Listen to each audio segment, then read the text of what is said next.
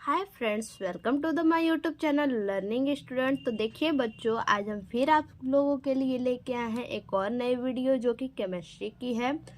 और केमिस्ट्री का जो यूपी बोर्ड एग्ज़ाम होने वाला है उसके लिए हम लाए हैं वेरी मोस्ट इम्पॉर्टेंट क्वेश्चन, जो कि ये क्वेश्चन जो है हर साल एग्ज़ाम में पूछे जाने वाला क्वेश्चन है।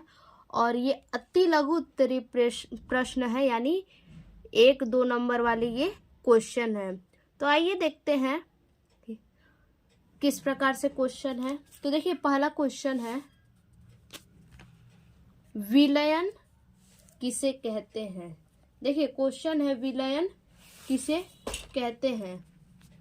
तो आइए देखते हैं।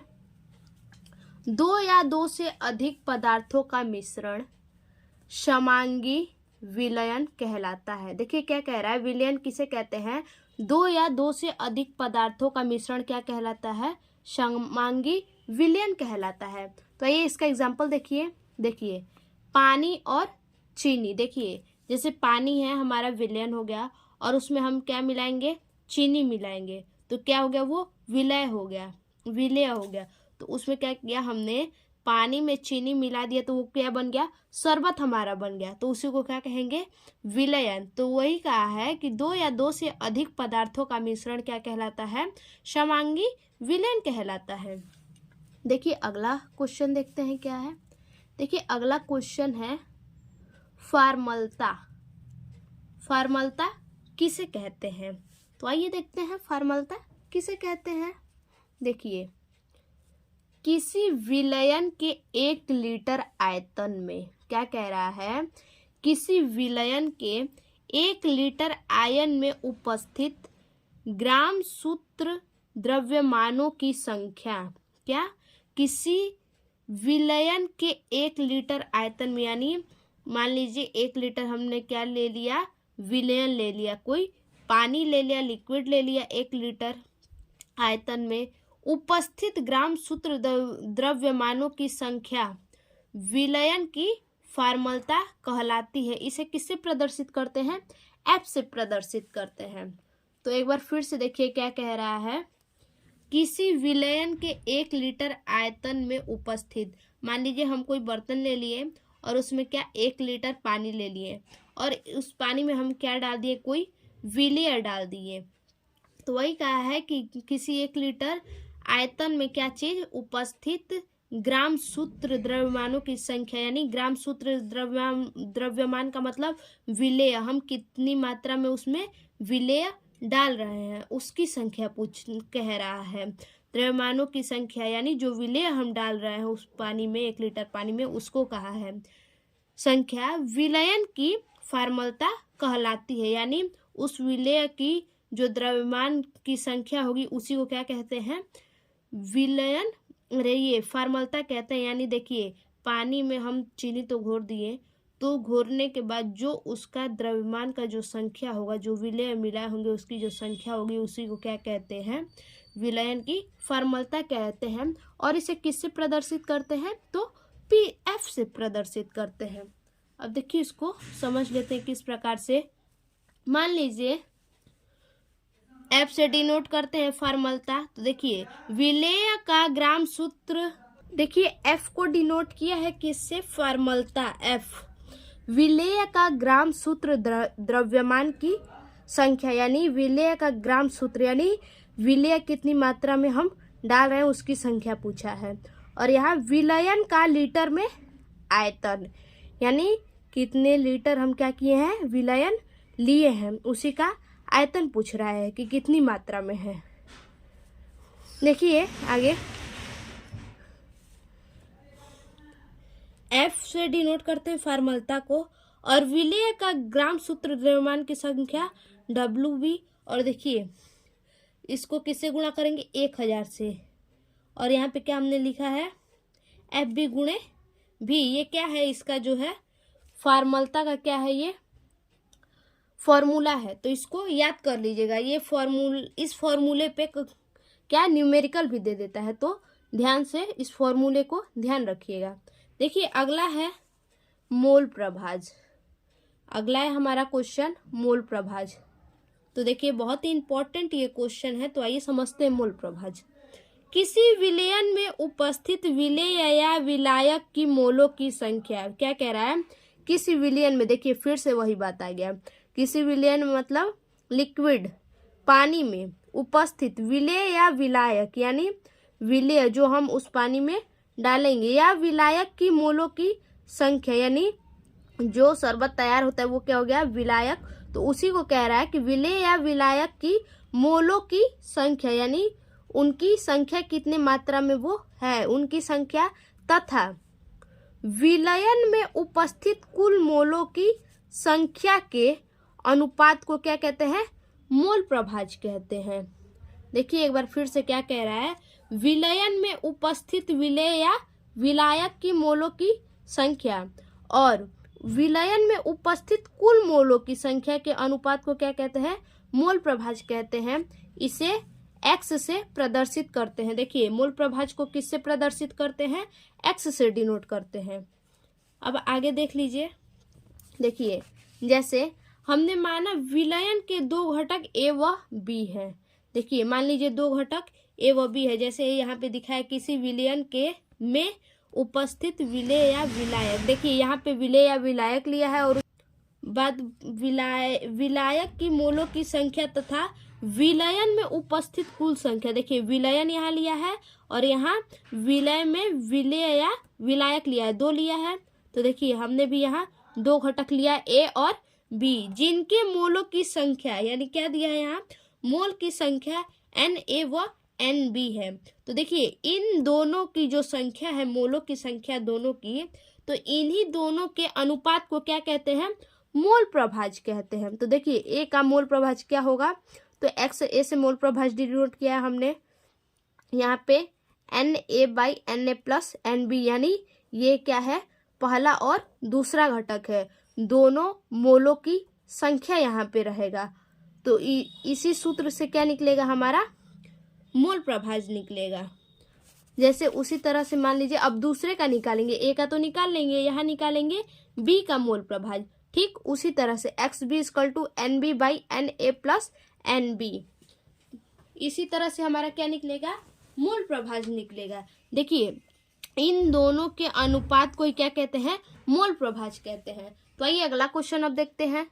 देखिए अगला क्वेश्चन क्या कह रहा है, ग्लूकोज तथा फ्रक्टोज की संरचना में अंतर, यानी ग्लूकोज और फ्रक्टोज की संरचना में क्या अंतर होता है, यह भी पूछ सकता है। तो देखिए ग्लूकोज में एल्डिहाइड समूह, देखिए क्या कह रहा है, ग्लूकोज में जो है एल्डिहाइड समूह उपस्थित होता है, क्या, CHO उपस्थित होता है, जबकि फ्रक्टोज में कीटोन समूह, देखिए बच्चा ध्यान दीजिए, ग्लूकोज में एल्डिहाइड समूह होता है और वहीं पे जबकि फ्रक्टोज में क्या, कीटोन समूह होता है। ध्यान दीजिए ये एक नंबर में भी आप लोगों से पूछ सकता है, कीटोन समूह double bond C double bond O उपस्थित होता है। देखिए अब अगला क्वेश्चन क्या है, अगला क्वेश्चन है संक्रमण तत्व क्या है, इन्हें संक्रमण तत्व क्यों कहते हैं। तो आइए देखते हैं।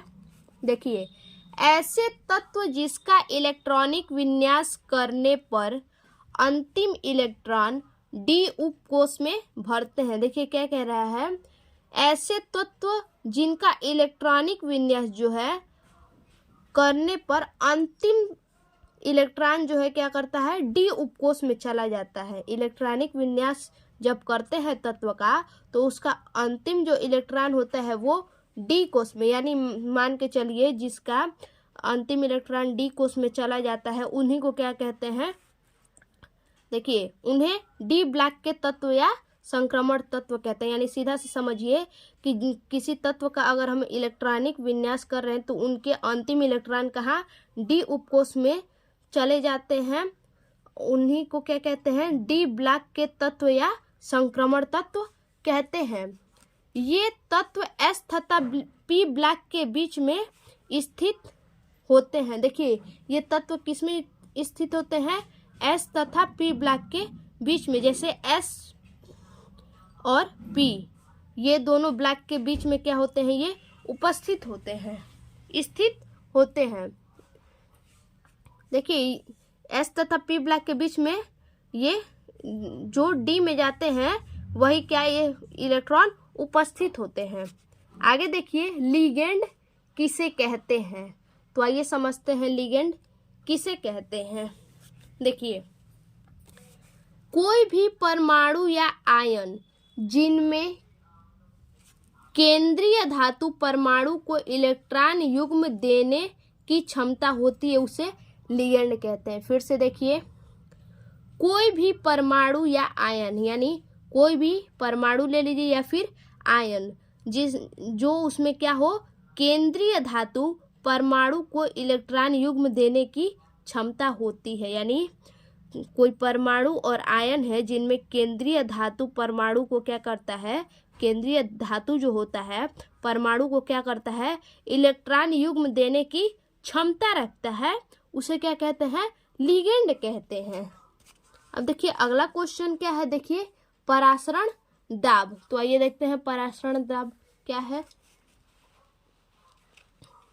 देखिए किसी विलयन को अर्धपारगम्य झिल्ली द्वारा विलायक को पृथक करने के लिए विलयन पर लगाया गया अतिरिक्त बल या दाब परासरण दाब कहलाता है। देखिए फिर से किसी विलयन को, देखिए मान लीजिए एक हम बर्तन ले लिए, उसमें क्या एक अर्धपारगम्य झिल्ली लगा दिए और उसमें झिल्ली लगाने के बाद उसमें क्या कोई विलयन है उसको क्या अलग अलग यानी पृथक करने के लिए उस पर हम क्या कर रहे हैं कि प्रेशर डाल रहे हैं, क्या पृथक करने के लिए विलयन पर लगाया गया अतिरिक्त बल प्रेशर डाल रहे हैं कि वो क्या हो अलग अलग हो जाए। तो जो अर्धपारगम्य झिल्ली होता है वो क्या करता है कि इधर से उधर जाने नहीं देता है। देखिए विलयन पर लगाया गया अतिरिक्त बल या दाब परासरण दाब कहलाता है। जो हम उस पर प्रेशर लगाते हैं उसी को क्या कहते हैं परासरण दाब, यानी विलयन को अर्धपारगम्य झिल्ली द्वारा, जो विलयन होता है उसको अर्धपारगम्य झिल्ली द्वारा विलायक को अलग अलग करने के लिए, पृथक मतलब अलग अलग करने के लिए विलयन पर क्या अतिरिक्त बल लगाया जाता है ताकि अर्धपारगम्य झिल्ली से जो है अलग अलग हो जाए। तो जो उस पर प्रेशर लगाया जाता है उसी प्रेशर को क्या कहते हैं परासरण दाब कहते हैं। देखिए अगला क्वेश्चन क्या है शेल नियतांक। देखिए अगला क्वेश्चन जो है हमारा क्या है शेल नियतांक। तो आइए देखते हैं इसको भी। किसी सेलों के इलेक्ट्रोडों के बीच, क्या कह रहा है किसी सेलों के इलेक्ट्रोडों के बीच की दूरी, यानी मान लीजिए कि देखिए यहाँ पे बताते हैं, मान लीजिए ये कोई बैटरी है, ठीक, सेल मतलब क्या होता है बैटरी, ये कोई बैटरी है, इसके अंदर क्या है इलेक्ट्रोड है और इलेक्ट्रोड के बीच में ये जो दूरी होगी तो इन दूरी को क्या कहेंगे एल कहेंगे। और ये जो इलेक्ट्रोड है इसकी कुछ तो लंबाई चौड़ाई मोटाई कुछ तो होगा इसका, तो उसी को कहा है कि इलेक्ट्रोड के बीच की दूरी मान लीजिए एल है तथा इलेक्ट्रोड के अनुप्रस्थ काट का क्षेत्रफल ए है, यानी क्या इसकी लंबाई चौड़ाई जो भी होगी आखिर कुछ तो होगा ही इस इलेक्ट्रोड का, तो उसी का क्या कहा है अनुप्रस्थ काट का क्षेत्रफल। तो अनुप्रस्थ काट के क्षेत्रफल को क्या कहा है ए। तो कह रहा है कि इन दोनों के बीच की लंबाई और इन इलेक्ट्रोडों के अनुप्रस्थ काट के क्षेत्रफल के अनुपात को शेल नियतांक कहते हैं, यानी इसकी लंबाई और इसके क्षेत्रफल को अनुप्रस्थ काट के क्षेत्रफल के अनुपात को क्या कहते हैं शेल नियतांक कहते हैं। देखिए ऐसे भी हम बना सकते हैं, यहाँ एल है और यहाँ पे क्या ए है, तो कह सकते हैं कि इलेक्ट्रोडों के बीच की लंबाई और इलेक्ट्रोडों के अनुप्रस्थ काट के क्षेत्रफल के अनुपात को क्या कहते हैं शेल नियतांक कहते हैं। देखिए आइए अब हम अगला क्वेश्चन देखते हैं। देखिए अगला है ईथर की जल में विलेयता बहुत कम होती है क्यों। तो आइए देखते हैं विलेयता ईथर में क्यों कम होती है। देखिए ईथर के अणु जल के अणुओं के साथ हाइड्रोजन बंध नहीं बनाते हैं। क्या कह रहा है ईथर के जो अणु होते हैं वो जल के अणुओं के साथ क्या कहते हैं हाइड्रोजन बंध नहीं बनाते हैं। यही कारण है कि ईथर विलेयता जल में बहुत कम विलेय होता है। यानी देखिए क्या कह रहा है कि जो ईथर के अणु होते हैं वो जल के अणुओं के साथ क्या हाइड्रोजन बंध नहीं बनाते हैं। बस इसी कारण की वजह से क्या, यही कारण है कि ईथर की विलेयता जल में बहुत कम विलेय होता है। तो देखिए अब अगला क्वेश्चन देखते हैं क्या है। देखिए अगला क्वेश्चन है किण्वन किसे कहते हैं। तो आइए देख लेते हैं किण्वन किसे कहते हैं। देखिए एंजाइम के द्वारा जटिल कार्बन यौगिक का, क्या कह रहा है, एंजाइम के द्वारा जो है जटिल कार्बन यौगिक का यानी कार्बन यौगिक का सरल कार्बन यौगिक में अपघटन करना किण्वन कहलाता है। यानी ये फिर से देखिए कि एंजाइम के द्वारा जो जटिल कार्बन यौगिक होते हैं यानी जटिल कार्बन यौगिक का सरल कार्बन, देखिए क्या कह रहा है फिर से कि जटिल कार्बन यौगिक का सरल कार्बन यौगिक में अपघटन करना, यानी जटिल कार्बन को किस में अपघटन कर दिया, सरल कार्बन में। सीधा से जानिए कि एंजाइम के द्वारा जटिल कार्बन यौगिक को किस में चेंज किया जाता है, सरल कार्बन यौगिक में। उसी को क्या कहते हैं कि इसको जो अपघटन किया जाता है सरल कार्बन यौगिक में, उन्हीं को क्या किण्वन कहते हैं। आई होप ये टॉपिक आप लोग को समझ में आया होगा। तो अगर ये टॉपिक आप लोगों को बच्चा समझ में आया तो अपने दोस्तों को भी आगे शेयर कीजिए और लाइक कमेंट कीजिए। तब तक के लिए धन्यवाद। फिर से मिलते हैं अपने एक और वीडियो में।